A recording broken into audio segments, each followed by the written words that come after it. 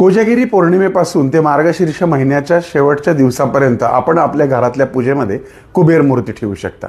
त्यानंतर ही कुबेर मूर्ती आपल्याला पैशाच्या कपाटामध्ये किंवा जिथं आपण धन ठेवता तिथे उत्तरेला तोंड करून थोडंसं शालीसारखं लाल रंगाचं वस्त्र अर्पण करून ठेवायचं आहे.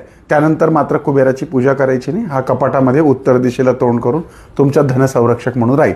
आपल्याकडची जी कुबेर मूर्ती आहे त्याच्या खाली आपण हे चांदीचा पत्रा लावून याच्या आत जी जागा आहे त्याच्यामध्ये काही धनाकर्षक ज्या वस्तू असतात त्या भरलेल्या आहेत. त्यामुळं रोजच्या पूजेमध्ये हा कोजागिरी पौर्णिमेपासून तुम्हाला मार्गशीर्षाच्या शेवटच्या दिवसापर्यंत ठेवायचं आहे. त्यानंतर मात्र पैशाच्या कपाटात ठेवायचं आहे. रोजची पूजा कशी करायची नॉर्मल आहे. लाल कापडावरती अक्षरा ठेवून त्यावरती श्रीयंत्राकडे तोंड करून उत्तरेला तोंड करून यांना स्थापित करायचे.